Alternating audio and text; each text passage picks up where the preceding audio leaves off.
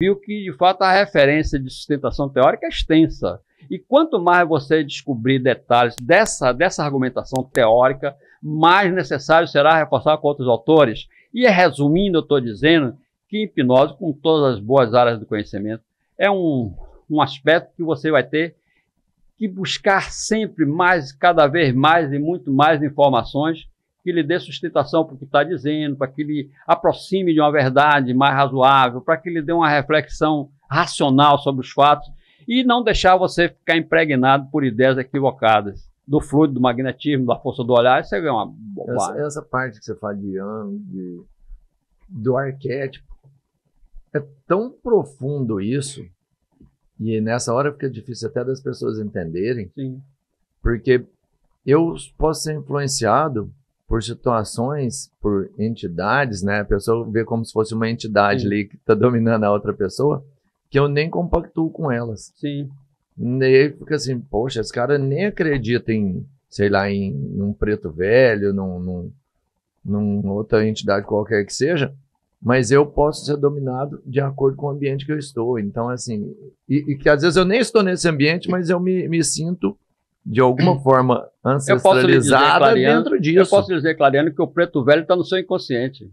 Eu posso dizer que, na verdade, o seu preto velho nada mais é do que uma representação simbólica do seu arquétipo do divino que está em você, indiscutivelmente está em você. É preciso que você conheça esses potenciais, é preciso que você conheça essas forças que a gente possui por herança cultural, desde o mais remoto ser humano, que vai influenciar a nossa vida no cotidiano. O arquétipo do divino e do sagrado são extremamente importantes. Todos nós temos, por mais herege que o cara seja. O cara pode ser ateu, que ele vai... Ateu, herege, o cacete. Ele tem no inconsciente dele uma história de que há um algo poderoso que vai me valer na desgraça, e esse troço poderoso que vai me valer na desgraça é o divino. Como é que eu vou ter contato com esse meu divino interno a partir das representações simbólicas que estão na sociedade?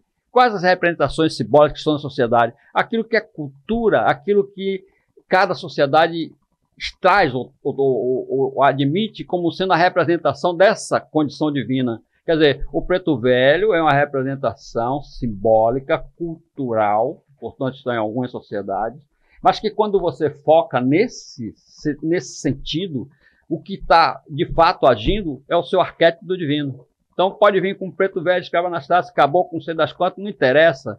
É o seu divino que está agindo e tem força.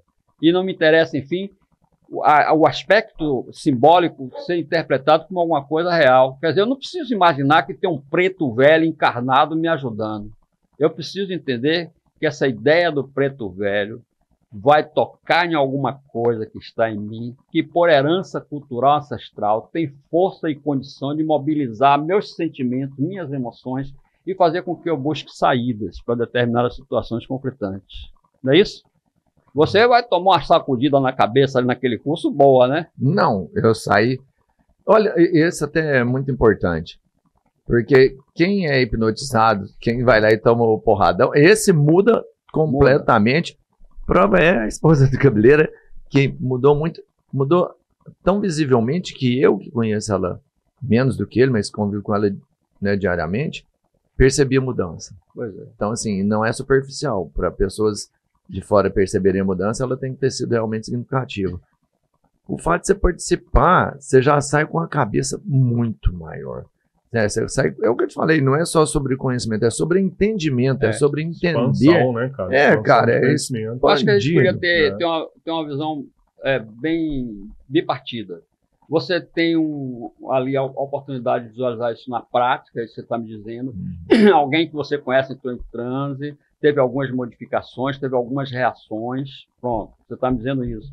E você está me dizendo que esse troço que você viu está explicado e sustentado por uma porretada de autores que são clássicos, que são objeto de estudo e pesquisas da mais remota data até a atualidade, que esse troço que você viu, que poderia ser interpretado como alguma coisa mágica, mística, religiosa, na verdade, é um resultado do desprendimento de um conhecimento fundamentado. Então, essa é a diferença. Quer dizer, a partir do momento que você tem conhecimento teórico, você tem uma nova visão sobre esses fatos que são normais no cotidiano. Hoje, por exemplo, ou a partir de agora, depois dessa conversa toda que você ouviu, se você tiver um parente, um conhecido, alguém que baixa um caboclo, você até vai respeitar o caboclo, mas entendendo que ali não é o caboclo em persona, mas ali é uma representação simbólica de um arquétipo que está agindo no sujeito em benefício dele.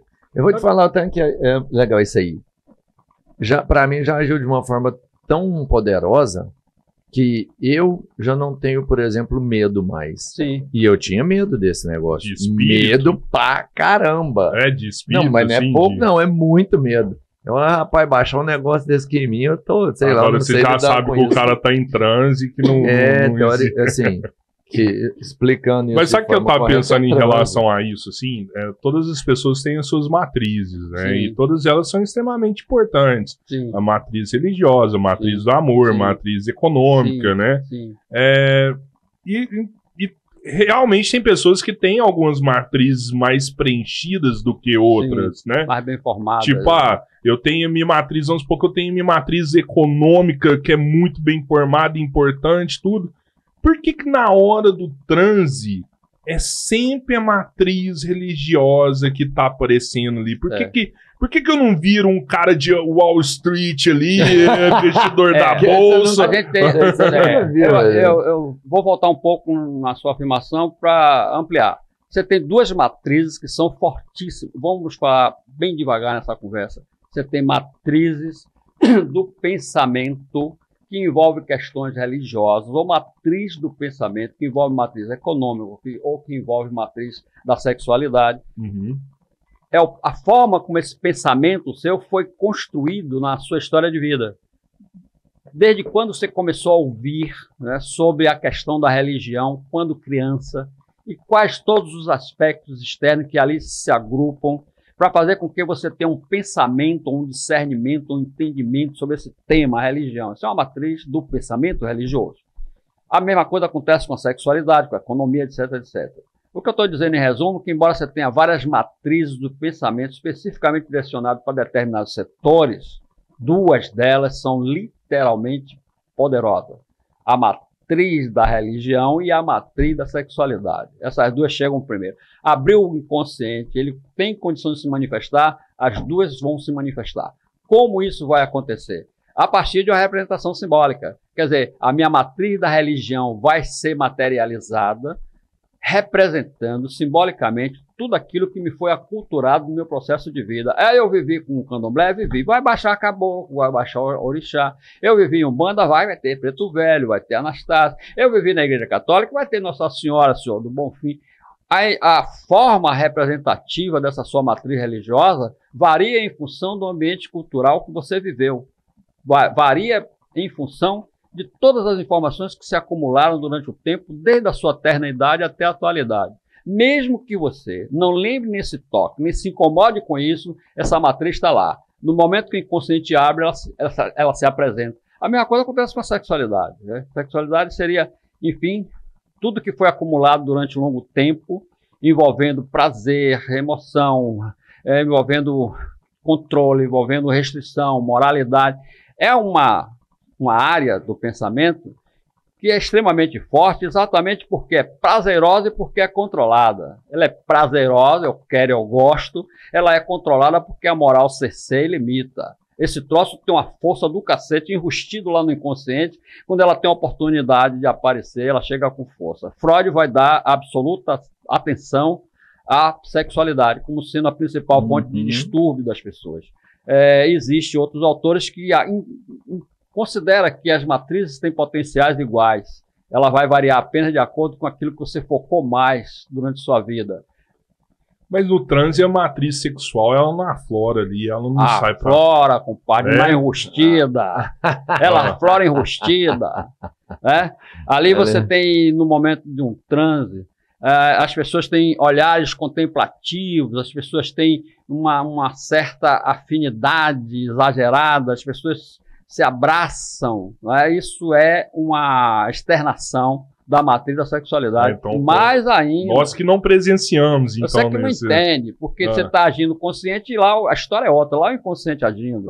E você tem ainda uma possibilidade extraordinária de se manifestar durante o transe, a tal da transferência, que é um mecanismo de proteção que o Freud analisa bastante, que faz com que você enrusta uma sensação amorosa, libidinosa, de prazer, que lhe é proibido pela moral. Eu não penso mais nesse troço, mas no momento do transe eu projeto esse troço que está enrustido em alguém que está presente. Então eu projeto o meu amor em alguém que está presente, porque eu não posso, de fato, relacionar esse amor àquele que está proibido. Entendemos isso? Não, isso demais, olha, demais. Tudo quanto é conversa nesse sentido depende de grandes reflexões. Não é um tema para você discutir em botequim tomando cachaça, né? Isso é um tema que você precisa discutir fundamentado, analisando, buscando referência. Eu acho que o cara pode externar um desejo reprimido mas dele só ali nessa pode. hora. Pode aparecer com um cenário, ou com a visão, ou com um semblante de apaixonado em relação a alguém, né, que não é esse alguém que de fato é o foco da paixão, do desejo. Esse alguém é apenas uma representação daquilo que está proibido. Então eu projeto meu amor em alguém que não é um objeto direto. Alguém que teve uma paixão libidinosa pelo pai quando criança. Ela está sofrendo aí o famoso complexo de Édipo. Na linguagem de Jung, ela está sofrendo o famoso complexo de Electra. Tá bom. A porra tá lá enrustida. Tá. Na hora que a janela abre, quem tiver na frente, que eu conseguir inconscientemente associar ao meu pai, que está proibido, é nele que eu vou projetar o amor. Não posso fazer isso porque está em público, a moral condena, mas eu dou aquela ondada, assim, dou aquela olhada, né? Meio sacana. Isso rola, que é uma maravilha. E ainda tem um problema que é assim, às vezes a gente leva para essa linha de estar enrustido ali uma paixão proibida, que ela não vai externar, mas tem traumas sexuais também que são guardados ali. Né? E nessa parte tem muita força também, que é uma parte de bloqueio que você tem e não sabe. Aí a gente teria que pensar em outra situação. Quando você tem traumas que se vinculam a essas áreas do pensamento, nós estamos falando de matriz do pensamento. Eu tenho traumas que se relacionam à sexualidade, porque eu tive um desejo libidinoso proibido. Eu tenho traumas com relação à religiosidade, porque durante a boa parte da minha vida, principalmente infantil, alguém me ameaçou com castigo divino. Deus para mim é severo, ele vai me punir, eu não mereço a salvação. Então é um trauma relacionado à religiosidade. Eu tenho um trauma porque minha vida durante boa parte da infância foi precarizada, foi sofrida, foi restringida do ponto de vista econômico. Minha família se lascou, se lenhou, eu fui lenhado. Essa porra é um trauma, está enrustido. Então os traumas se vinculam a essas diferentes áreas. Como eles estão enrustidos, na vida normal, ele vai aparecer como sintoma, certo? Então, eu tenho uma série de sintomas. No que se refere à sexualidade, por exemplo, vamos imaginar alguém que tenha sofrido um incesto forçado quando criança. Eu vou enrustir esse troço, porque a lembrança disso vai me incomodar muito. O mecanismo natural da mente, de proteção nossa, vai fazer com que eu esqueça, tampei lá embaixo. Sim. Na vida adulta, eu posso apresentar um sintoma que se revela como pseudo-cegueira. Eu não consigo enxergar. Na verdade, eu não consegui enxergar, quer dizer, eu não podia ver aquela banana que aconteceu lá no passado. Ou eu posso ter um outro sintoma, que seria a pseudo-paralisia. Eu fico paralítico, não consigo andar, dor na perna, não tenho mobilidade. Isso é um sintoma. Representa, em síntese, que naquele momento da infância que eu fui ademostrado, eu deveria ter corrido e não consegui. Eu queria evadir do local e alguém me segurou. Então, essa relação entre a minha mobilidade, o trauma, vai me manifestar como um sintoma que seria a pseudoparalisia. Tá? Por mais inacreditável que possa ser, essas coisas são recorrentes na história da psicanálise, na história da hipnose. Quer dizer, a gente busca, na maioria das vezes, soluções para esses sintomas que representam broncas que estão repressas. Pronto, como é que eu posso encontrar essa solução? Trazendo isso à clareza, tirando isso da repressão, fazendo isso aflorar. Isso vai aflorar no transe. Por quê? No transe o seu inconsciente aparece, e quando ele aparece, as broncas todas aparecem. Agora, como o inconsciente não fala, ele não tem domínio verbal, ele vai aparecer de uma forma simbólica. A linguagem pela qual essas situações vão ser manifestas são altamente simbólicas. Uma pessoa não vai em transe e dizer, me comeram quando era menino. Não, mas ele vai aparecer nesse momento a partir de uma situação simbólica que mostraria alguma relação entre o trauma reprimido, entre o sintoma que está aparecendo e essa manifestação no momento do transe. Exemplo, eu não posso falar, eu nem tenho fala, meu inconsciente não tem fala, mas eu me bato, grito, esperneio, choro, pinto-lhe a porra. Isso é uma linguagem simbólica que revela o conteúdo reprimido, que por sua vez elimina o sintoma, suaviza o sintoma. Entendemos isso?